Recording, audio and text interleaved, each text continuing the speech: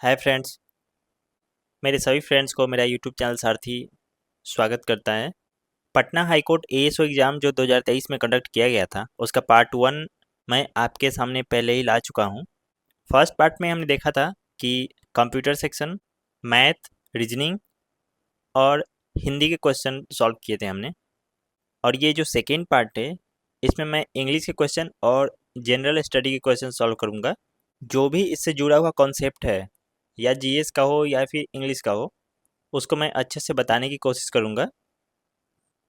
आप वीडियो में बने रहें, कंप्लीट वीडियो देखें और वीडियो अच्छा लगे तो लाइक ज़रूर कर दें और चैनल पे नए हो तो सब्सक्राइब ज़रूर कर लें। ये वीडियो देखने से पहले आप पार्ट वन ज़रूर देख लें क्योंकि 1 से लेके 50 तक का क्वेश्चन सॉल्यूशन उसमें दिया गया है। और ये सेकेंड पार्ट है जिसमें कि 51 से लेके 100 तक के क्वेश्चन का सॉल्यूशन मैं करूँगा। क्वेश्चन नंबर 51 से शुरू करते हैं। क्वेश्चन नंबर 51 में है कि वर्ड नियरेस्ट इन मीनिंग, यानी कि सिनोनिम पूछा गया है। डबल इंटेंडरी इसका मतलब क्या होता है? तो इसका मतलब होता है ऐसा कोई वर्ड या फ्रेज जिसका दो मीनिंग हो। जो पहला ऑप्शन है उसका मतलब था वेजर, यानी कि कोई पैसा या सामान दाव पे लगाना, वेट करना उस पे। और जो बी नंबर ऑप्शन है उसका मतलब होता है बोरिंग रिपीटिशन, मतलब कि कोई भी ऐसा काम या कोई भी ऐसा बात जो एक ही नेचर का हो और बार बार हो, यानी कि रिपीट हो।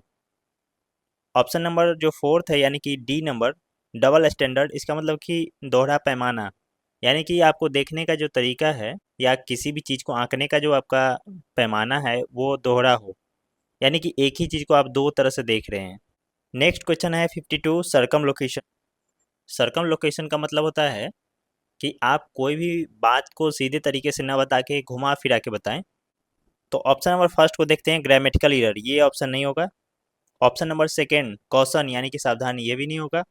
डाइवर्सिटी ये भी नहीं होगा। डाइवर्सिटी मीन्स होता है, इसका मतलब होता है कि भिन्नता, दो अलग अलग चीज़ों में असमानता, इसे ही डाइवर्सिटी कहा जाता है।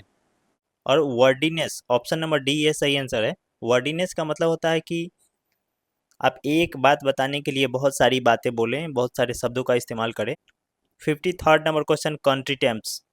इसका मतलब ये होता है, कंट्री टर्म्स का मतलब कि ऐसा कोई भी इंसिडेंस या अक्रेंस जो आपको चकित कर दे, यानी कि एम्बरेस्ड कर दे, जिससे कि आप तुरंत घबरा जाए या फिर आश्चर्यचकित हो जाए कि ये कैसे हो गया। इलीगल गुड्स ये गलत ऑप्शन है। रेस्टलेसनेस ये भी गलत है। और रिवोल्ट मीन्स तो आप जानते ही हैं। रिवोल्ट का मतलब हिंदी अर्थ होता है विद्रोह, यानी कि जो एस्टेब्लिश्ड रूल्स है उसके विरोध में होना। तो सही ऑप्शन है एम्ब्रेसिंग मिसहैप। नेक्स्ट क्वेश्चन है 54 नंबर, कैथेरेसिस।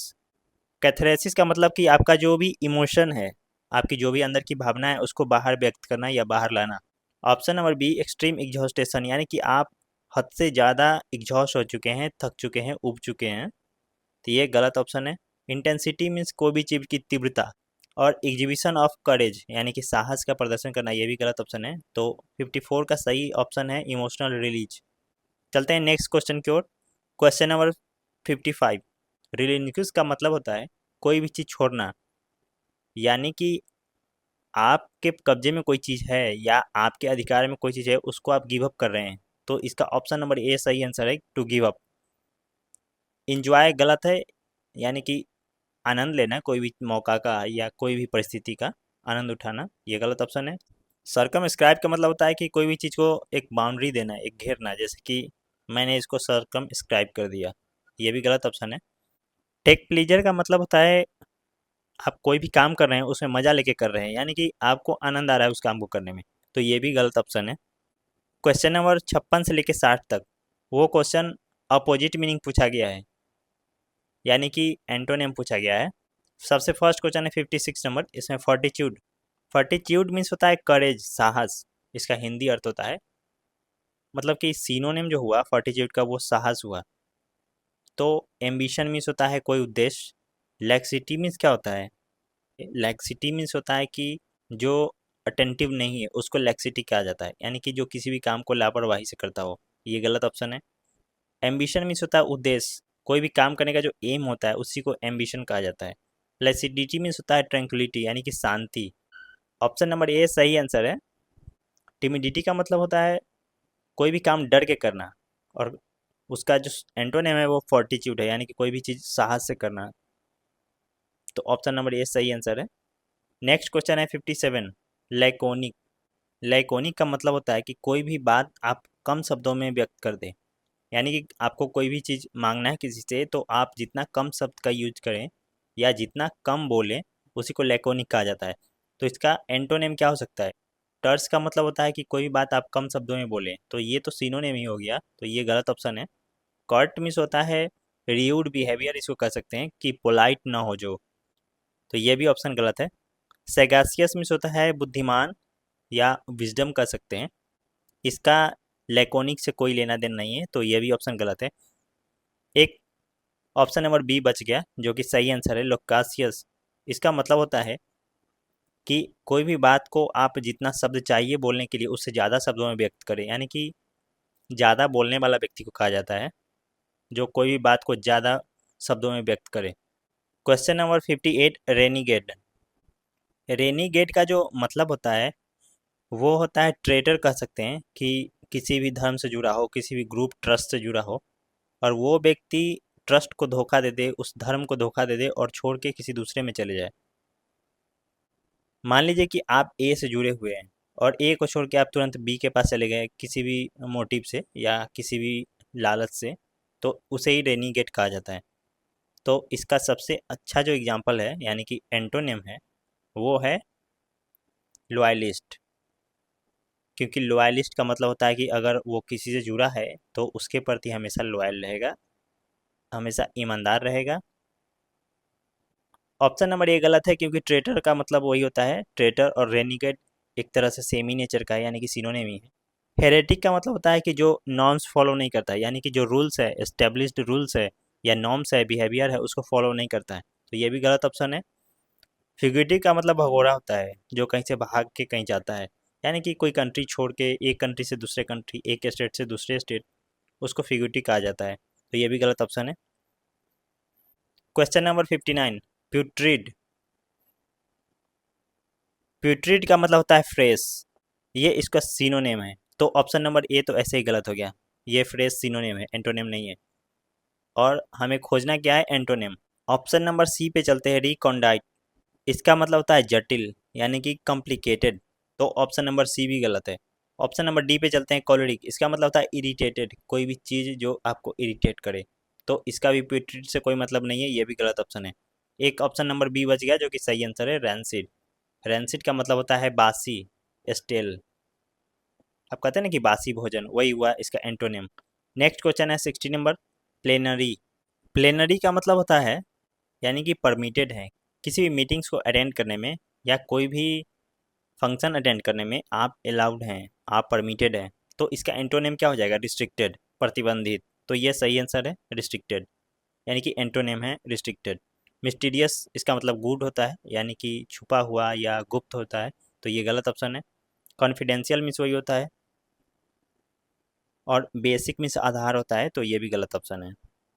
नेक्स्ट क्वेश्चन है 61 टू 65। इसमें आपको फ्रेज दिया हुआ है, इसका आपको मीनिंग बताना है।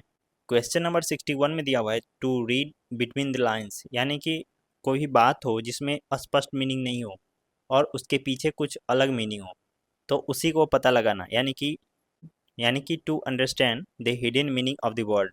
ऑप्शन नंबर सी सही आंसर है। सस्पेक्ट में संदेह करना होता है, ये गलत है। टू रीड स्लोली, धीरे धीरे पढ़ना, ये भी गलत है। टू डू यूजलेस थिंग्स, ये भी गलत ऑप्शन है।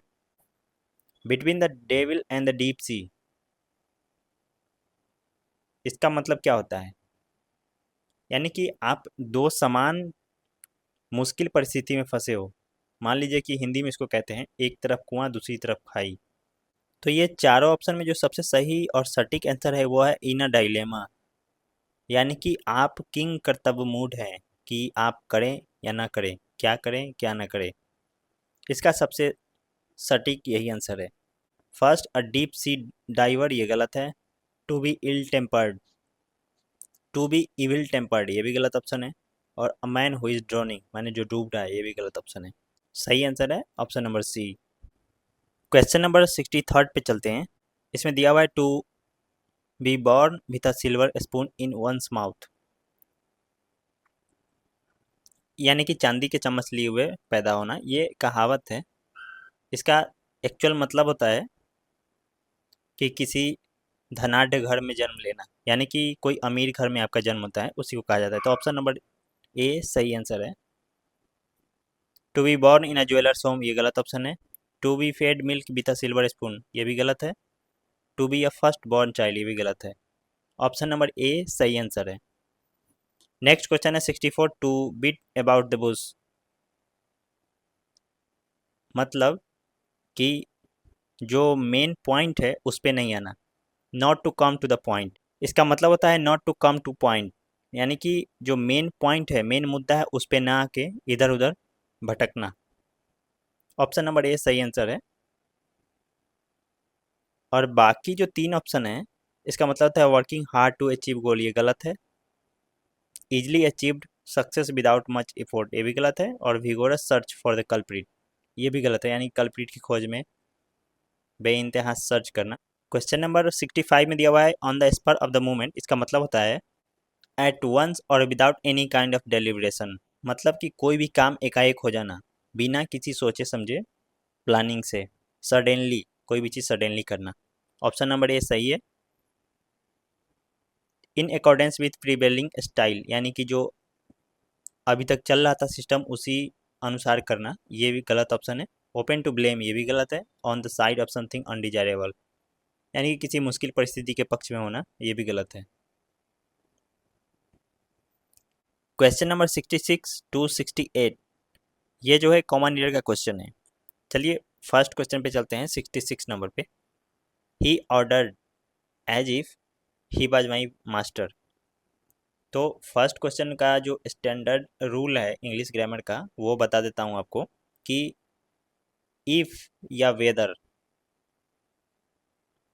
इसके बाद कोई सब्जेक्ट रहे, तो ये सब्जेक्ट को जो फॉलो करता हुआ वर्ब आएगा वो वेयर यूज होगा, अगर ये पास्ट टेंस में है तो यहाँ पे वाज का यूज किया गया है।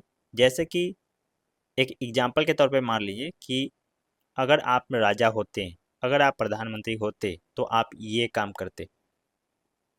If you were a prime minister, if you were a king. इसलिए इस क्वेश्चन में ये जो वाज है ये गलत यूज किया गया है, इसके जगह पे वेयर का यूज होना चाहिए था।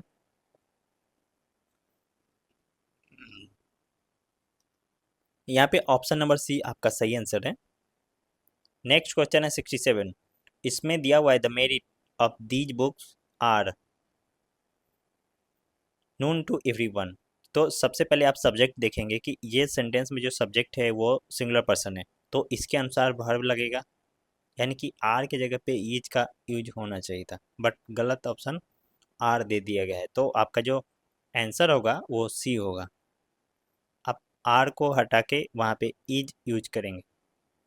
क्वेश्चन नंबर नेक्स्ट है 68, इसमें दिया हुआ है the condition of people living in rural area are. इसमें भी सेम चीज़ है और सेम नेचर का क्वेश्चन है 67 68। द कंडीशन का मतलब हुआ कि ये सिंगुलर है, सब्जेक्ट जो है सिंगुलर है, और इसी के अनुसार यहाँ पे लगेगा, यहाँ जो लगेगा ये सिंगुलर वर्ब भी लगेगा, यानी कि आर जो है गलत यूज हुआ है, तो इसके जगह पे आप यूज करेंगे इज। 68 का आंसर हो जाएगा सी नंबर। अगला क्वेश्चन है question number 69 to 70, double filler है, यानी कि आपको फिल करना है इस जगह पे। पहले आप क्वेश्चन को पढ़े पूरा। The dash tactics of the party drove the community and all hello broke out, ये निगेटिव वर्ड है। हेल ब्रोक लूज, इसका मतलब होता है कि गुस्सा जो है कंट्रोल से बाहर हो जाना और भड़क उठना। तो इसमें निगेटिव वर्ड आपको खोजना पड़ेगा कि किस वर्ड का सेंस जो है निगेटिव है।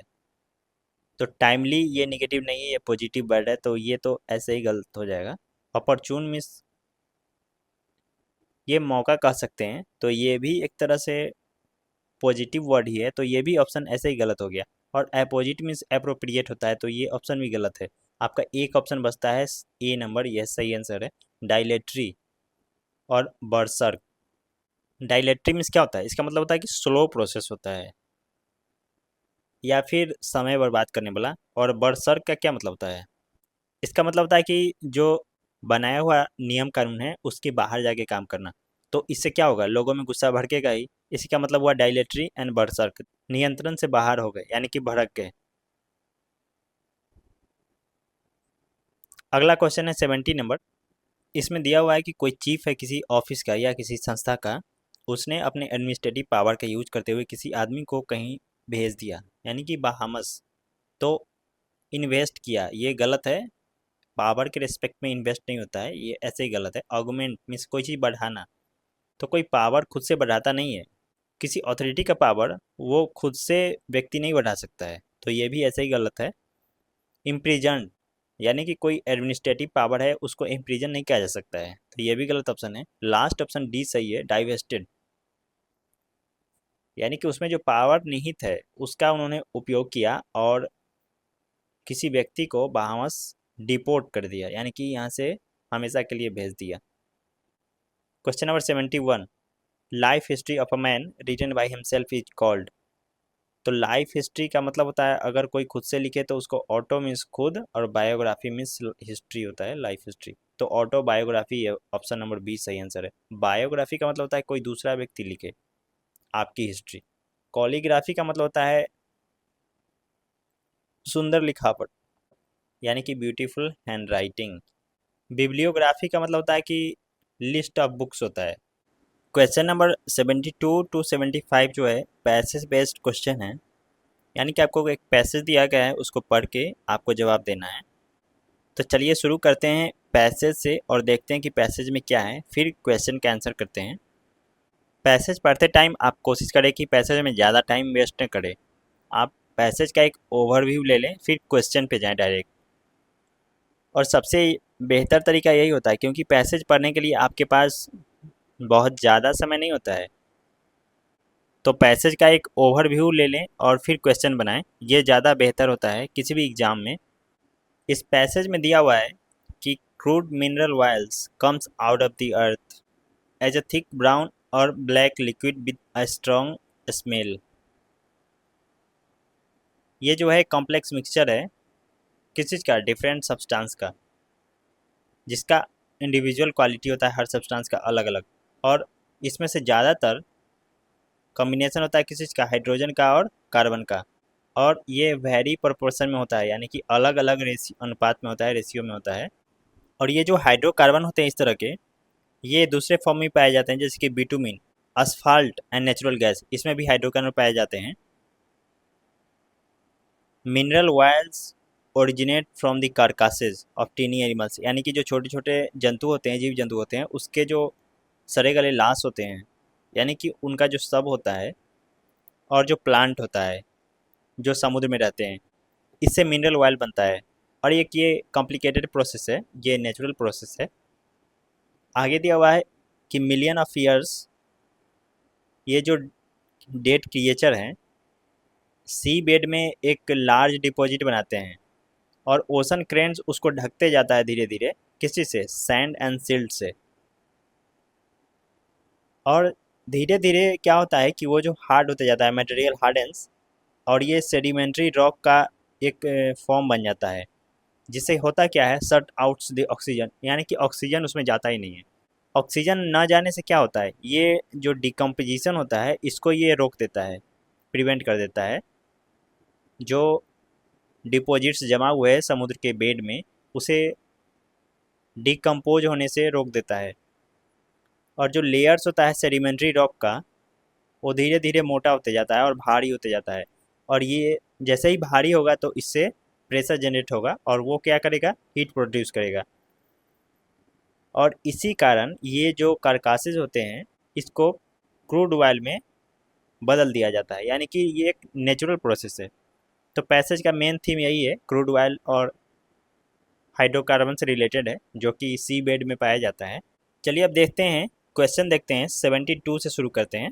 क्वेश्चन नंबर 72 में क्या दिया हुआ है, marine deposits under the sea do not get decomposed. आपने पढ़ा है ऊपर कि क्यों नहीं होता है डिकम्पोज, तो उसमें ऑक्सीजन नहीं जाएगा तो डिकम्पोज नहीं होगा, सिंपल सी बात है। तो ऑप्शन नंबर जो ए है उसमें लिखा हुआ है become rock and prevent oxygen from entering them. Next option देख लेते हैं। नेक्स्ट ऑप्शन देखते हैं कि are covered by sand and silt brought by current which become rock search out oxygen. C में दिया हुआ है contain a mixture of hydrogen and carbon, ये तो ऐसे ही गलत है। Are constantly washed by the ocean currents, ये तो नीचे रहता है, ओशन करेंट्स के द्वारा ढका जाता है, वास्ट नहीं किया जाता है, ये भी गलत है। और ऑप्शन नंबर बी और एक में देखने से ये मालूम पड़ता है कि इसमें दिया हुआ है become rock and prevent oxygen from entering them. जो फर्स्ट ऑप्शन है इसमें कहीं सट आउट नहीं लिखा हुआ है, इसमें पैसेज में ये वर्ड दिया हुआ है सट्स आउट द ऑक्सीजन, और इसमें कहीं नहीं है, सट्स आउट नहीं है, तो इसका मतलब ये ऑप्शन नहीं होगा। एक ऑप्शन बच गया, ऑप्शन नंबर बी। इसमें एग्जैक्ट लिखा हुआ है कि सट्स आउट ऑक्सीजन, मतलब कि सैंड और सिल्ट उस पर भरता है, फिर वो हार्ड रॉक बन जाता है और ऑक्सीजन को जाने से रोकता है।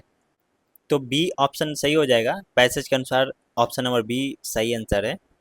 नेक्स्ट क्वेश्चन है 73rd नंबर, इसमें दिया हुआ है sedimentary rock leads to the formation of wild deposits because, इसका क्या कारण है? ये एक्सक्यूज नहीं करता है, ये तेल निकालता नहीं है, तो ये यानी कि उसको ऐंठ के या फिर उसको दबा के तेल नहीं निकालता है, ये गलत ऑप्शन है।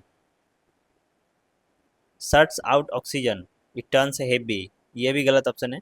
ऑप्शन नंबर जो सेकेंड है इसमें दिया हुआ है it's pressure its pressure produces heat and turns the deposits of animal carcasses and plants into oil। तो यही तो करता है कि प्रेशर के कारण हीट जनरेट होता है, वही जो है एनिमल के कार्कासेस को और प्लांट्स को क्या करता है कि ऑयल में कन्वर्ट करता है। तो ऑप्शन नंबर बी सही है, बिल्कुल सही आंसर है। क्वेश्चन नंबर 74, इसमें लिखा हुआ है in order to have mineral oil hydrogen and carbon are combined in. Passage में आप पैसेज देखने से पता चलता है क्लियर लिखा हुआ है वेरिंग प्रपोर्शन, तो ऑप्शन नंबर सी बिल्कुल सही आंसर है, एग्जैक्ट यही दिया हुआ है पैसेज में। नेक्स्ट क्वेश्चन है the time it takes for the marine deposits to transform into crude oil, ये तो आप बिना पैसेज पढ़े भी बना सकते हैं कि मिलियन ऑफ ईयर्स लगते हैं, ऑप्शन नंबर डी सही जवाब है। ये फ्यू ईयर्स गलत है, 1000 ऑफ ईयर्स गलत है, 100 ऑफ ईयर्स गलत है, मिलियन ऑफ ईयर्स ये सही है बिल्कुल। क्वेश्चन नंबर 76 से 100 ये जीएस का क्वेश्चन है और इसमें कुछ महत्वपूर्ण कॉन्सेप्ट भी है, वो कॉन्सेप्ट मैं आपको अच्छे से क्लियर कर दूंगा। आप धैर्यपूर्वक वीडियो देखें और समझने की कोशिश करें, आप स्किप ना करें। क्वेश्चन नंबर 76 में दिया हुआ है कि 1946 में जो इंटरिम गवर्नमेंट बनी थी, यानी कि अंतरिम सरकार जो बनी थी, उस समय इसमें से कौन इंटरिम गवर्नमेंट के मेंबर नहीं थे?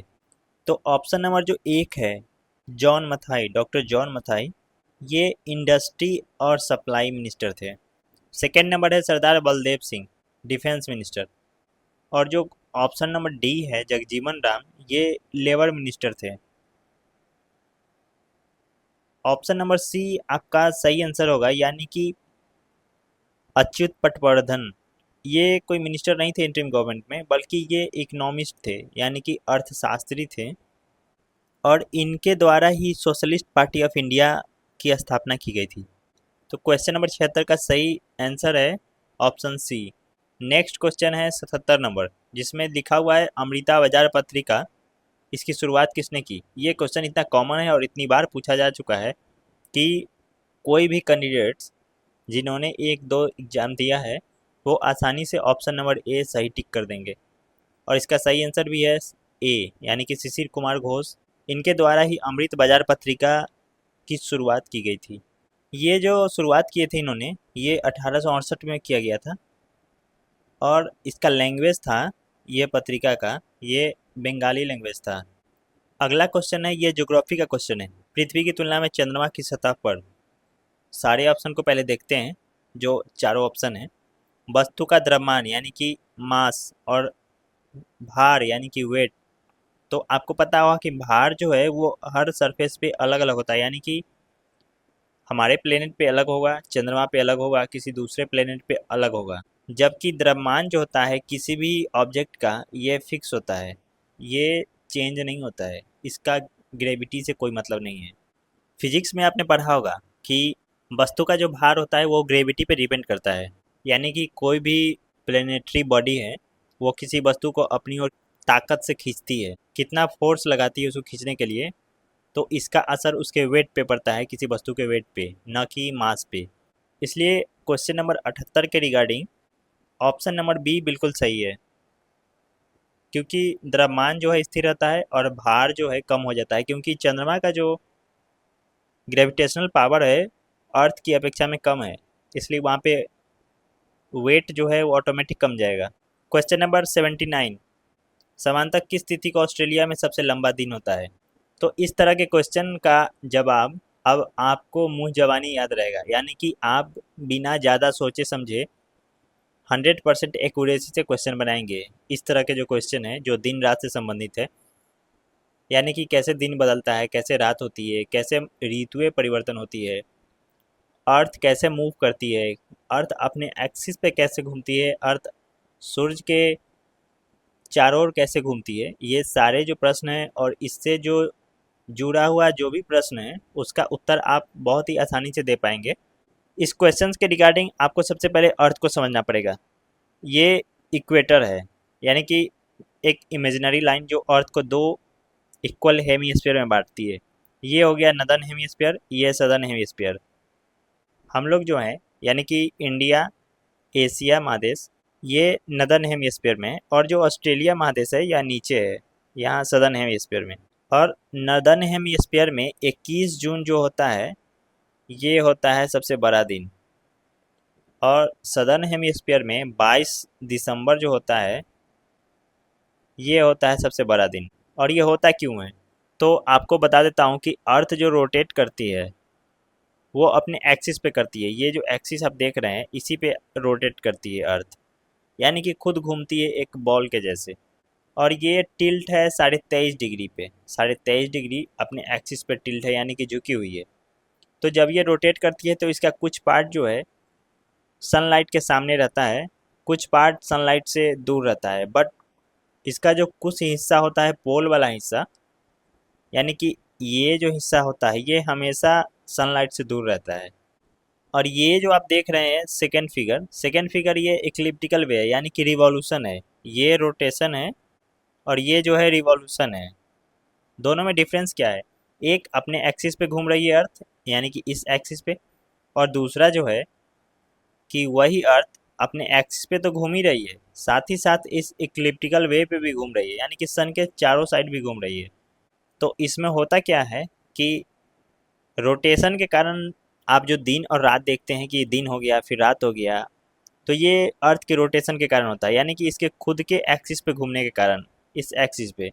और जो आप देखते हैं कि ऋतुएं बदल रही है, कि अभी गर्मी का सीज़न है, फिर ठंडा का सीज़न है, बारिश का सीज़न है, तो ये जो चेंज होता है ये रिवॉल्यूशन के कारण होता है, इक्लिप्टिकल वे पे घूमने के कारण। यानी कि अर्थ जो है सन के कभी बहुत ज़्यादा पास आ जाती है, फिर धीरे धीरे डिस्टेंस बहुत ज़्यादा हो जाता है, फिर पास आ जाती है, फिर डिस्टेंस बढ़ जाता है। यही मेन रीज़न है कि यहाँ पे ऋतुएं बदलती है, और वो रिवॉल्यूशन के कारण। और अर्थ जो है इस इक्लिप्टिकल वे पे 63.5 डिग्री झुकी हुई है, यानी कि एक बॉल के जैसे नहीं घूम रही है कि गोल बॉल है उसे एक सर्किल में घुमाया जा रहा है, ऐसा नहीं है। एक इक्लिप्टिकल वे है जिस पर अर्थ जो है सन के चारों ओर मूव करती है, यानी कि घूमती है। आप दोनों में देख सकते हैं पॉइंट कि मेन डिफरेंस क्या है। तो जो रोटेशन है उसका मतलब हुआ कि ये अपने अक्ष पे घूमती है, और समय कितना लगता है घूमने में, 24 घंटा। और ये घूमती कैसे है, वेस्ट टू ईस्ट घूमती है। और इसका इफेक्ट क्या होता है, तो इसका इफेक्ट होता है दिन और रात बदलते हैं, दिन और रात में परिवर्तन होता है। अब रिवॉल्यूशन पे आते हैं, तो रिवॉल्यूशन का मतलब हुआ कि सन के चारों साइड घूमना। और ये टाइम पीरियड क्या है, तो 365.1/4 है। और ये 1/4 हर साल काउंट नहीं किया जाता है, इसी को लास्ट में चौथे ईयर में 365 दिन बना दिया जाता है, इसी लीप ईयर कहते हैं। अर्थ की जो डेट लाइन है और टाइम लाइन है उसको समझने से पहले आपको समझना होगा कि अर्थ की जो इमेजनरी लाइन है वो क्या है और कैसे डिसाइड की गई है। तो ये बीचों बीच जो दिखाया गया है ये आप देख रहे हैं, ये इक्वेटर है, पैरेलल ऑफ लैटिट्यूड इसे कहा जाता है, यानी कि 0 डिग्री पैरेलल ऑफ लैटिट्यूड कहा जाता है। और ये ट्रॉपिक ऑफ कैंसर है जो 23.5 डिग्री नॉर्थ है, और आर्कटिक सर्किल है, यानी कि इसे 66.5 डिग्री नॉर्थ पे रखा गया है। और ये पोल है, नदर्न पोल और सदर्न पोल। तो चलिए 0 डिग्री से शुरू करते हैं। ये जो आप देख रहे हैं GMT, ये है कहाँ पे? तो ये लंदन में एक जगह है GMT, यानी ग्रीनविच मीन टाइम। और सभी कंट्री ये एग्रीड हुई कि इस लाइन को एक स्टैंडर्ड माना जाएगा, यानी कि इसी से निर्धारण होगा कि समय में आप कितने आगे हैं और समय में आप कितने पीछे हैं। तो इसके जो ईस्टर्न पार्ट है, इसमें आगे का समय दिखाया जाएगा, और जो वेस्टर्न पार्ट है इसमें पीछे का समय दिखाया जाएगा। तो हमारा इंडिया जो है ये 5.5 घंटा GMT से आगे है, प्लस 5:30 आवर्स, इतना आगे चलता है। और ये जो 0 डिग्री लाइन है, इसे क्या कहा जाता है? इसे कहा जाता है 0 डिग्री प्राइम मेरिडियन। इसी के ट्रांसवर्स, यानी कि ठीक इसके पीछे 180 डिग्री का प्राइम मेरिडियन है। और कुल मिला के ऐसी कितनी लाइंस हैं?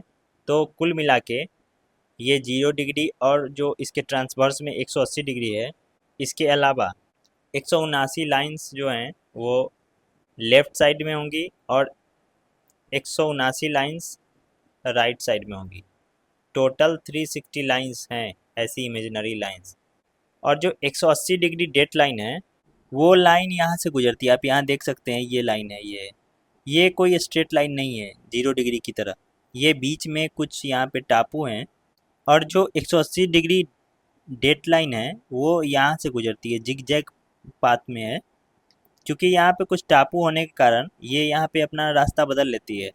और ये पैसिफिक ओशियन का एरिया है, और इसी लाइन से निर्धारण होता है डेट का, तो इसे डेट लाइन कहा जाता है।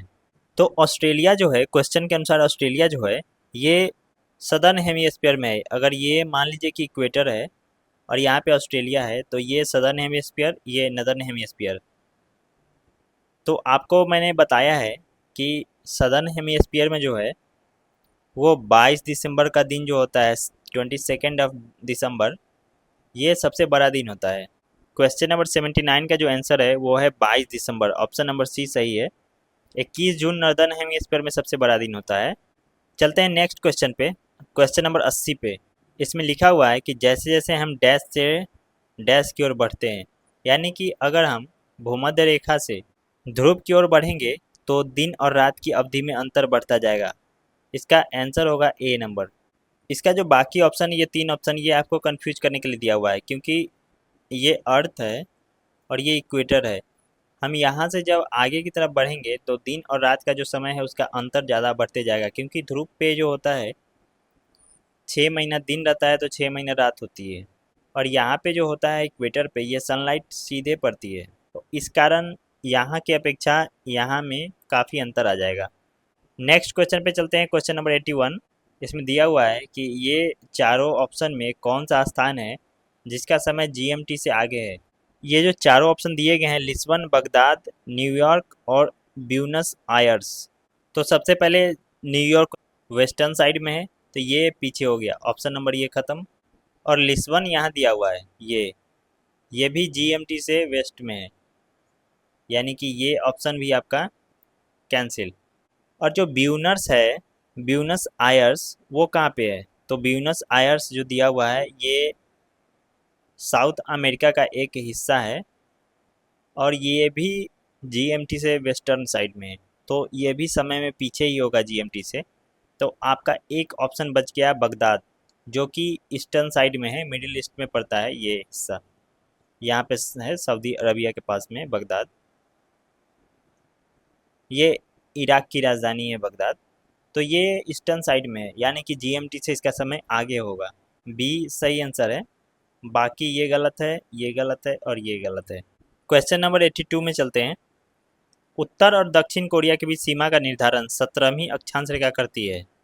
इसमें से सही और गलत चुनना है। संयुक्त राज्य अमेरिका और कनाडा के बीच सीमा का निर्धारण 38वीं अक्षांश रेखा करती है। इसे भी मैप से आसानी से सॉल्व कर सकते हैं। क्वेश्चन नंबर 82 का आप सॉल्यूशन इस मैप से आसानी से कर सकते हैं। जो पहला कंडीशन है उसमें 17th पैरेलल को दिखाया गया है नॉर्थ कोरिया और साउथ कोरिया, और आप यहाँ पे देख सकते हैं ये जो दिया हुआ है 38th पैरेलल है। तो पहला ऑप्शन तो ऐसे ही गलत हो गया। सेकंड दिया हुआ है 38th के बारे में, जो यूएस और कनाडा के बीच में, ये कनाडा है, ये यूएस है। और यहाँ पे क्या है, 49th है, 49th पैरेलल। तो सेकेंड ऑप्शन भी गलत हो गया। और 17th और 38th एक्चुअल में है कहाँ? तो 38th नॉर्थ कोरिया का है, और 17th जो है ये वियतनाम जो अलग अलग था, नॉर्थ और साउथ उस टाइम था। तो आपका इसमें से आंसर हो जाएगा option number D, neither one not two, यानी कि दोनों में से कोई सही नहीं है। अगला क्वेश्चन है 83rd नंबर। लॉर्ड हार्डिंग ने बंगाल विभाजन रद्द किया था किस वर्ष में? तो लॉर्ड हार्डिंग के बारे में जान ले और बंगाल विभाजन के बारे में जान ले। बंगाल विभाजन हुआ था कब?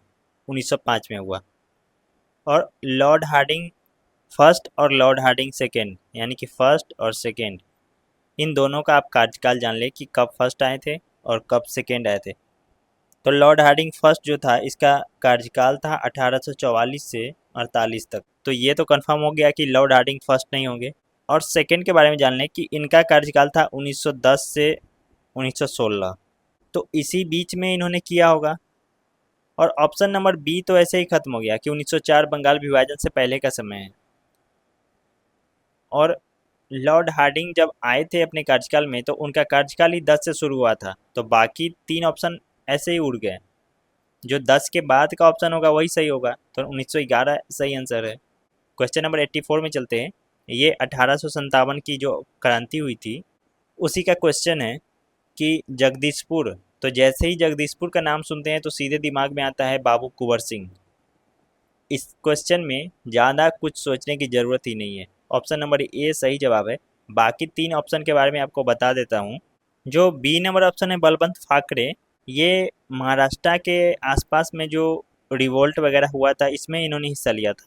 तीरथ सिंह खासी कम्युनिटी मेघालय से रिलेटेड है, और ये 1857 से पहले इन्होंने क्रांति में हिस्सा लिया था। 1857 की क्रांति से इनका कोई मतलब नहीं है। फिर लास्ट ऑप्शन है राम सिंह, इनका संबंध कुका विद्रोह जो हुआ था इनसे इनका रिलेशन है, और ये हुआ कब था? 1872, यानी कि 1857 के काफ़ी बाद में। तो इनका भी 1857 की क्रांति से कोई मतलब नहीं है। चलते हैं नेक्स्ट क्वेश्चन पे, क्वेश्चन नंबर 85। ये पॉलिटी का क्वेश्चन है। इसमें दिया हुआ है कि जो कैग होते हैं, कैग का क्या रोल है? तो कैग का रोल है, ये एग्जीक्यूटिव की रिस्पॉन्सिबिलिटी तय करेगी किसके प्रति? संसद के प्रति। ये सही आंसर है। और कैग सिर्फ ऑडिट करती है, इसको इन्फोर्स करने का पावर कैग के पास नहीं है। तो ये ऑप्शन भी सही है। चलिए कैग के बारे में मैं कुछ जानकारी बता देता हूँ कि कैग का प्रोविज़न हमारे संविधान के किस हिस्से में है। ये पार्ट 5 में दिया हुआ है। संविधान का जो पार्ट 5 है इसमें दिया गया है, और आर्टिकल जो है 148 टू 151 है, इसमें कैग के बारे में बताया गया है। इनका कार्यकाल जो होता है ये 6 वर्ष होता है या फिर 65 वर्ष, जो भी पहले हो, ये फिक्स है। और ये कॉन्स्टिट्यूशनल पोस्ट है। कोई भी कैग एक बार बन गए तो उसके बाद वो कभी किसी भी पद धारण के योग्य नहीं होंगे।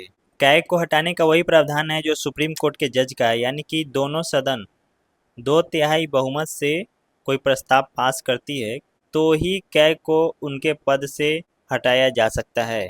और ये अपना रिजिग्नेशन किसको देंगे? तो इनको जो अपॉइंट करता है, तो इनको अपॉइंट करते हैं प्रेसिडेंट। तो ये जो अपना रिजिग्नेशन देंगे वो भी इन्हीं को देंगे, प्रेसिडेंट को ही देंगे। और क्वेश्चन में एक ऑप्शन और आता है दूसरे एग्जाम में कि क्या ये पद धारण जो करते हैं ये राष्ट्रपति की इच्छा अनुसार करते हैं? तो नहीं, ये जो पद धारण करते हैं ये राष्ट्रपति की इच्छा अनुसार नहीं करते हैं। क्वेश्चन नंबर 85 का सही आंसर होगा option number C. Next question पे चलते हैं 86 नंबर पे। किस केंद्र शासित प्रदेश का राज्यसभा में प्रतिनिधित्व है? तो राज्यसभा की सीटों की जहाँ तक बात है, इसमें एनसीटी दिल्ली, पौंडीचेरी जिसको पुडुचेरी भी कहा जाता है, और जम्मू एंड कश्मीर, ये तीनों का राज्यसभा में प्रतिनिधित्व है। सीटों की बात करते हैं जहाँ तक, तो 1 सीट पुडुचेरी में है, 3 सीट न्यू दिल्ली में है यानी कि एनसीटी, और 4 सीट जो है जम्मू कश्मीर में है। और ये लद्दाख में राज्यसभा का कोई प्रतिनिधित्व अभी तक नहीं है। तो आंसर जो है इस क्वेश्चन का वो ऑप्शन नंबर सी सही है। Question number 87। कौन सा रीट व्यक्तिगत स्वतंत्रता इसको सुरक्षित करता है? तो आपको दोनों ऑप्शन बता देता हूँ, हिंदी और इंग्लिश दोनों का। हेबियस कॉर्पस, मेंडामस, सर्टियोररी, को वारंटो। मेंडामस का मतलब क्या होता है? मेंडामस मतलब होता है कि कोर्ट जो है किसी पब्लिक ऑफिशियल को डायरेक्शन देगी, किसी पब्लिक ऑफिशियल को डायरेक्शन देगी क्या, कि आप अपनी ड्यूटी करें, ये कोर्ट डायरेक्शन देगी। सर्टियोररी का मतलब क्या होता है? इसका मतलब होता है कि मान लीजिए कि सिविल कोर्ट कोई ऑर्डर पास करती है, कोई भी ऑर्डर पास करती है सिविल कोर्ट, डिस्ट्रिक्ट कोर्ट, और कोई एग्रीव्ड पर्सन है हाई कोर्ट जाके कहता है कि ये जो सिविल कोर्ट का ऑर्डर है ये सही नहीं है, तो हाई कोर्ट उस पर पुनर्विचार करके अगर उसको फिट लगता है तो वो उस ऑर्डर को या तो रोक सकती है या फिर क्वेश कर सकती है, यानी कि उसे कैंसिल भी कर सकती है। तो इसे ही सर्टियोररी कहा जाता है। को वारंटो क्या होता है? को वारंटो का मतलब होता है, और प्रोहिबिशन का मतलब ही मैं बता देता हूँ क्योंकि ये इसके जस्ट मिलता जुलता है। प्रोहिबिशन, प्रोहिबिशन का मतलब यही हुआ कि मान लीजिए कि हाई कोर्ट के पास कोई एग्रीव्ड पर्सन गया और हाई कोर्ट से रिक्वेस्ट किया कि सिविल कोर्ट का ये जो ऑर्डर है इसे आप स्टे करें, तो हाई कोर्ट को अगर फिट लगता है, एप्रोप्रिएट लगता है, तो वो डायरेक्शन देगी लोअर कोर्ट को या ट्रायल कोर्ट को कि आप अपनी जो कार्रवाई है, प्रोसीडिंग जो है उसको अभी स्टे रखें, उसमें कोई फर्दर प्रोसीडिंग ना करे। इसका मतलब ये होता है प्रोहिबिशन। नेक्स्ट ऑप्शन जो है को वारंटो है। इसका मतलब क्या होता है? को वारंटो का मतलब होता है कि कोई ऑफिशियल जो है ज़बरदस्ती कोई काम कर रहा है, किसी पद पे बैठ के कोई ऑफिशियल ज़बरदस्ती कोई काम एग्जीक्यूट कर रहा है, तो उसे कोर्ट डायरेक्शन देगी कि आप किस हैसियत से ये काम कर रहे हैं, आपने किस हैसियत से ये पद धारण किया है, ये कोर्ट डायरेक्शन देगी, ऑर्डर देगी सबॉर्डिनेट ऑफिसर को या जो कंसर्न ऑफिसर है उसको। और जो हमारा क्वेश्चन है उसका सही आंसर है question number A, habeas corpus, यानी कि शरीर को सामने प्रस्तुत करना। मान लीजिए कि कोई कन्फाइनमेंट होता है और वो इलीगल है, या फिर कोई कस्टडी है जो इलीगल डिटेंशन का मामला बनता है, तो कोर्ट ये उस अथॉरिटी से सवाल करेगी कि आप उसके शरीर को, यानी कि उस व्यक्ति को सशरीर मेरे सामने प्रस्तुत करें। और ये कब किया जाता है? जब किसी के फंडामेंटल राइट्स का वायलेशन होता है। तो ये चारों ऑप्शन जो हैं ये एक रामबाण की तरह होता है। क्वेश्चन नंबर 88 जो है फंडामेंटल ड्यूटी से रिलेटेड है। इसके पहले मैंने फंडामेंटल ड्यूटी का एक प्रॉपर डिटेल वीडियो बनाया था और उसमें अच्छे से हर चीज़ को बताया था, आप वहाँ से इस क्वेश्चन को भी कर सकते हैं। भारत की एकता और अखंडता को बनाए रखना, ये सही है। प्राकृतिक पर्यावरण की रक्षा और सुधार करना, ये भी सही है। कल्याणकारी राज्य की सुविधा के लिए कर का भुगतान करना, महिलाओं की गरिमा के लिए अपमानजनक प्रथाओं का त्याग करना, ये भी सही है। ऑप्शन नंबर सी जो है, ये स्वर्ण सिंह कमेटी जो बनाई गई थी इंदिरा गांधी की सरकार द्वारा, तो उन्होंने रिकमेंडेशन दिया था कि टैक्स पे करना भी फंडामेंटल ड्यूटी होना चाहिए, बट इस रिकमेंडेशन को नहीं माना गया था सरकार के द्वारा। और ये क्वेश्चन जो है ये बार बार ऑप्शन में आते हैं, तो आप इस ऑप्शन को कम से कम अच्छे से ध्यान कर लें, अच्छे से याद कर लें कि आगे जो क्वेश्चन आएंगे उसमें आपको दिक्कत नहीं हो, कंफ्यूज ना हो और गलत आंसर टिक ना करें। 88 का जो आंसर होगा वो ऑप्शन नंबर सी है। क्वेश्चन नंबर 89 इंडियन पॉलिटी से रिलेटेड है। न्यायपालिका के संबंध में विचार करें। पहला है, संसद द्वारा पारित प्रत्येक कानून को सर्वोच्च न्यायालय की अनुमोदन की आवश्यकता होती है, ये गलत है। कोर्ट को इंटरफेयर करने का राइट नहीं है, ना ही एग्जीक्यूटिव में और ना ही लेजिस्लेटर में। जुडिशियरी, लेजिस्लेचर और एग्जीक्यूटिव, ये तीनों एक दूसरे के काम में इंटरफेयर नहीं करती है। न्यायपालिका अपने निर्णय को रद्द कर सकती है यदि वह संविधान की भावना के खिलाफ हो। 2 नंबर बिल्कुल सही है। मौलिक अधिकार का उल्लंघन होने पर देश का कोई भी नागरिक न्यायालय का दरवाजा खटखटा सकता है, ये भी सही है। ऑप्शन नंबर सी बिल्कुल सही है। क्वेश्चन नंबर 90 इकोनॉमिक्स का क्वेश्चन है। कौन प्रायः आर्थिक विकास का सहगामी है? आर्थिक विकास यानी कि इकोनॉमिक डेवलपमेंट। सहगामी मीन्स जो साथ देता हो। क्वेश्चन नंबर 90 जो है ये क्वेश्चन यूपीएससी का पूछा हुआ क्वेश्चन है। इसमें यही कहा गया है कि आर्थिक विकास का सहगामी क्या होता है ये चारों में से। तो मुद्रास्फीति का मतलब क्या होता है? जिसको इन्फ्लेशन कहा जाता है इंग्लिश में। इसका मतलब हुआ कि लोगों की जो क्रय क्षमता है, खरीदने की क्षमता, वो बढ़ती है। उससे होता क्या है कि वस्तुओं की कीमत बढ़ जाती है, प्राइस इंक्रीज होता है। यानी कि इन्फ्लेशन जो है बहुत ज़्यादा नहीं होना चाहिए, एक लिमिट में होना चाहिए इन्फ्लेशन। जो कि हेल्दी इकोनॉमी के लिए बहुत ज़रूरी होता है। और मुद्रा अपस्फीति का मतलब क्या होता है? इसका मतलब होता है दाम गिरना किसी भी चीज़ का। अगर प्राइस गिरता है कोई भी चीज़ का तो ये स्लो डाउन का निशानी है, इकोनॉमी जो है आपका वो घट रहा है, बढ़ नहीं रहा है। तो ये ऑप्शन तो ऐसे ही गलत है।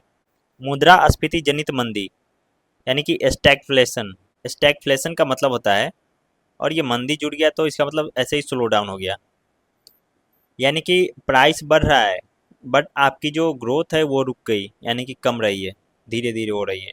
तो ये ऑप्शन भी गलत है। अति मुद्रास्फीति, अति मुद्रास्फीति का मतलब होता है हाइपर इन्फ्लेशन, यानी कि प्राइस किसी भी चीज़ का एकाएक इतना ज़्यादा बढ़ जाना कि लोगों की क्रय शक्ति जो है उससे काफ़ी नीचे रह जाती है, और प्राइस काफ़ी ऊपर बढ़ जाता है, वो भी डिस्ट्रक्टिव तरीके से, यानी नुकसानदायक तरीके से। तो ये भी हेल्दी इकोनॉमी के लिए अच्छा नहीं है। ऑप्शन नंबर बी सही है। क्वेश्चन नंबर 91 ये पॉलिटी का क्वेश्चन है, इंडियन पॉलिटी का। इसमें निर्वाचन आयोग यानी कि इलेक्शन कमीशन की स्थापना से संबंधित है।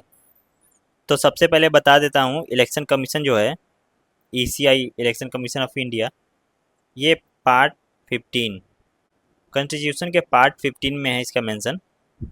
और इसका जो आर्टिकल है ये 324 से लेके 329 तक है। और जो सबसे फर्स्ट आर्टिकल है इसका, आर्टिकल नंबर 324, ये इलेक्शन कमीशन का स्थापना, उसका सुपरिटेंडेंस, उसका डायरेक्शन, उसका कंट्रोल, इससे रिलेटेड है। तो ऑप्शन नंबर ये बिल्कुल सही है। आर्टिकल 148 148 जो है ये कैग से रिलेटेड है। 342 जो है ये SC ST के लिए स्पेशल प्रोविजन से रिलेटेड है, special provision related to SC and ST। Article 325 related है इस चीज़ से कि किसी व्यक्ति को उसकी जाति, धर्म, लिंग आदि के आधार पे इलेक्टोरल रोल में कोई विशेष जगह न दी जाए। ये रिजेक्ट करता है स्पेशल प्रिविलेज को, यानी कि किसी व्यक्ति कोई भी हो, प्रभावशाली कितना भी हो, उसके स्टेटस के आधार पे उसका नाम इलेक्टोरल रोल में नहीं जोड़ा जाएगा। नेक्स्ट क्वेश्चन है 92 नंबर क्वेश्चन। इसमें वर्तमान महिला आयोग की अध्यक्ष, राष्ट्रीय महिला आयोग की अध्यक्ष कौन थी, ये पूछा गया था। तो जो आयोग की अध्यक्ष थी वो थी रेखा शर्मा, ऑप्शन सी सही है। बाकी जो तीन ऑप्शन हैं ये ममता शर्मा और ललिता कुमार मंगलम, ये दोनों भी चेयरमैन रह चुकी है महिला आयोग की। और ये जो खुशबू सुंदरम है ये मेंबर रही थी, जरूरी नहीं है किसी टर्म में, किसी दूसरे टर्म में। आपको मैं महिला आयोग के रिलेटेड कुछ फैक्ट्स बता देता हूँ कि इसका जो स्थापना हुआ था ये 1992 में हुआ था, और ये कॉन्स्टिट्यूशनल बॉडी नहीं है।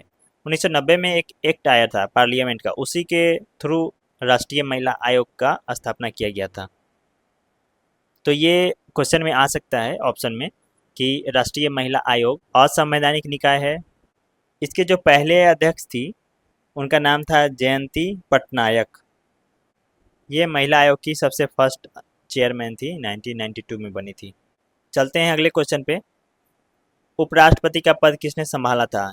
एक नंबर ऑप्शन सही है, हिदायतुल्लाह, ये भारत के CGI थे और वाइस प्रेसिडेंट बनने वाले भारत के पहले और एकमात्र CGI थे। अगले जो बने थे उपराष्ट्रपति वो थे शंकर दयाल शर्मा, ये भारत के उपराष्ट्रपति रह चुके हैं 87 से 92 के बीच में इनका कार्यकाल रहा।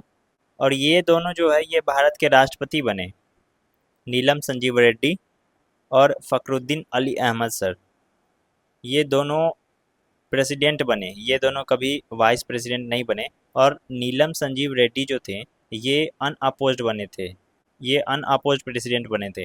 तो ऑप्शन 1 और ऑप्शन 4, ऑप्शन नंबर बी बिल्कुल सही है, जिसमें 1 और 4 दिया हुआ है। क्वेश्चन नंबर 94, सबसे बड़ा व्यापारिक भागीदार भारत का कौन है? तो चूंकि ये 23 में पूछा गया था क्वेश्चन, उस टाइम में भारत का जो सबसे बड़ा व्यापारिक भागीदार था वो USA था।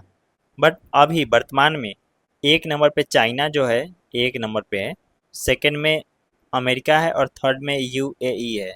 बट इस क्वेश्चन का आंसर जो होगा ऑप्शन सी होगा, क्योंकि ये 2023 के रेस्पेक्ट में पूछा गया था। क्वेश्चन नंबर 95, नीति आयोग के CEO कौन है? CEO, तो नीति आयोग के जो CEO थे, दी देन CEO, यानी कि जिस समय एग्जाम कंडक्ट किया गया था, BVR सुब्रमण्यम, ये ऑप्शन सही, ये ऑप्शन बिल्कुल सही है, ऑप्शन नंबर बी। बाकी जो 3 ऑप्शन है इसमें अभिकांत दास भी सीईओ रह चुके हैं नीति आयोग के। और ऑप्शन नंबर सी एस मुद्रा, ये आरबीआई के डिप्टी गवर्नर रह चुके हैं, यानी कि एक्स डिप्टी गवर्नर आरबीआई के। और सौम्यकांति घोष क्या थे, तो ये अर्थशास्त्री थे और 16th फाइनेंस कमीशन के ये मेंबर रह चुके हैं। क्वेश्चन नंबर 96, हमारे शरीर का भार जो है अधिकतर हिस्सा किससे बना होता है? ये सबको पता है, पानी से। ऑप्शन नंबर बी बिल्कुल सही है। 97, वे देश जिसमें पॉलीसिक चावल मुख्य भोजन है वहाँ के लोग में सामान्यतः किस बीमारी से ग्रसित हो जाते हैं? तो इसका सही आंसर है बेरी बेरी। बेरी बेरी में होता क्या है और बेरी बेरी किस चीज़ की कमी से होता है? तो बेरी बेरी विटामिन B1, जिसको कि थायमिन भी कहा जाता है, इसकी कमी से होता है। और इसमें न्यूरॉन्स और मसल का लॉस होने लगता है, मेमोरी भी लॉस होने लगता है धीरे धीरे, भूख की कमी हो जाती है। ये सब इसका बेसिक लक्षण है। बाकी जो 3 ऑप्शन है उसका देख लेते हैं कि क्या होता है। पेलाग्रा क्या होता है? तो ये विटामिन B3 की कमी से होता है। इसमें डाइजेशन का प्रॉब्लम होता है और स्किन डिजीज भी होता है इसके कारण। ऑप्शन नंबर सेकंड है स्कर्बी। स्कर्बी जो विटामिन सी की कमी से होता है, जिसको एस्कॉर्बिक एसिड भी कहा जाता है विटामिन सी को। और इसमें आपका कोई घाव अगर हो गया है शरीर पे तो वो ज़्यादा दिन तक रहेगा, ज़्यादा लंबे टाइम तक रहेगा। ऑप्शन नंबर डी है ऑस्टियोमेलेसिया में क्या होता है? आपके जो शरीर की हड्डी है वो कमज़ोर होने लगती है और दर्द भी होने लगता है, इसका ये मतलब होता है वीक बोन। तो इसका सही आंसर क्या है? Option number C. चलते हैं क्वेश्चन नंबर 98 पे। आइंस्टीन को अपना नोबेल पुरस्कार कब मिला? इसका जो एक मिसकंसेप्शन है सभी स्टूडेंट्स के बीच में वो है सापेक्षता का सिद्धांत, थ्योरी ऑफ रिलेटिविटी, क्योंकि ये वर्ल्ड फेमस है। दुनिया में सबसे अगर ज़्यादा कोई थ्योरी वैल्यूएबल है तो ये रिलेटिविटी का थ्योरी है। बट आइंस्टीन को नोबेल प्राइज़ इसके लिए नहीं मिला था। आइंस्टीन को नोबेल प्राइज़ जो मिला था वो फोटो इलेक्ट्रिक इफेक्ट के लिए मिला था, जो कि इस ऑप्शन में नहीं है। तो इनमें से कोई ये बिल्कुल सही होगा। और न्यूट्रॉन की खोज के लिए तो बिल्कुल नहीं, क्योंकि न्यूट्रॉन की खोज आइंस्टीन ने नहीं की थी। गुरुत्वाकर्षण का सिद्धांत भी उन्होंने नहीं दिया था, ये न्यूटन ने दिया था। और न्यूट्रॉन की खोज की बात है तो न्यूट्रॉन की खोज जेम्स चैडविक द्वारा 1932 में किया गया था। जेम्स चैडविक 1992 में किया गया था न्यूट्रॉन की खोज। बाकी इलेक्ट्रॉन प्रोटॉन का बता देता हूँ कि इलेक्ट्रॉन जे थॉमसन, और प्रोटॉन की खोज किया गया था गोल्ड स्टीन के द्वारा। इसमें भी कन्फ्यूजन है। प्रोटॉन के रिगार्डिंग एक कन्फ्यूजन क्या है कि प्रोटॉन की खोज की थी गोल्ड स्टीन ने, बट इसका जो नेमिंग है यानी कि नाम देने की जो कला है और जो न्यूक्लियस है उसको खोजा था रदरफोर्ड ने। तो यहाँ पे कंफ्यूज आप ना हो। जहाँ तक खोजने की बात हो तो आप नाम देंगे गोल्डस्टीन का ही प्रोटीन खोज की बात में, बट अगर नाम की बात आए कि नाम किसने दिया तो ये रदरफोर्ड ने दिया था कि ये प्रोटॉन है। क्वेश्चन नंबर 99 है, एक अश्व शक्ति किसके बराबर होता है? ये 746 वाट। सभी जीएस पढ़ने वाले बच्चों को याद है 746 वाट होता है। क्वेश्चन नंबर 100, पेट्रोलियम उद्योग में मुख्य शुद्धिकरण या पृथक्करण कार्यविधि क्या है? क्रोमेटोग्राफी मीन्स क्या होता है? क्रोमेट मीन्स होता है कलर, यानी कि कलर अगर अलग करना है तो उसके लिए यूज होता है ऑप्शन ए। आंशिक आसवन यानी कि फ्रैक्शन डिस्टिलेशन, यही वो चीज़ है जिससे पेट्रोलियम को अलग किया जाता है यानी कि शुद्ध किया जाता है। फ्रैक्शन डिस्टिलेशन का मतलब क्या होता है कि अलग अलग टेम्परेचर पे जो मटेरियल जितने टेम्परेचर पे अलग होता है उसको उतना टेम्परेचर दे के अलग बारी बारी से अलग अलग किया जाता है। और यही चीज़ यूज होता है पेट्रोलियम उद्योग में, जहाँ पे किरोसिन, पेट्रोल, डीजल, मोबिल, ये सारी चीज़ें को एक अलग अलग टेम्परेचर पे अलग अलग फ़िल्टर किया जाता है। वाष्प आसवन यानी कि स्टीम डिस्टिलेशन का मतलब क्या होता है? इसमें जो है इसेंशियल ऑयल प्रोडक्ट निकाला जाता है। ये ऑर्गेनिक मैटर से रिलेटेड है। सेडिमेंटेशन तो आप जानते ही होंगे, गंदे पानी या कीचड़ वगैरह से कोई चीज़ अलग करना, यानी कि एक मटेरियल है जो लिक्विड है और उसमें कुछ सॉलिड पार्टिकल घुल गया है तो उसको आप कुछ देर तक छोड़ दें, जो सॉलिड पार्टिकल है, हार्ड चीज़ है, वो सरफेस पे बैठ जाएगा और जो लिक्विड है वो ऑटोमेटिक ऊपर आ जाएगा। इससे क्या हुआ कि आपको अगर लिक्विड बाहर निकालना है तो आप लिक्विड बाहर निकाल सकते हैं। तो क्वेश्चन नंबर 100 का ऑप्शन बी सही आंसर है। फ्रेंड्स, आपके लिए मैंने बहुत मेहनत किया है।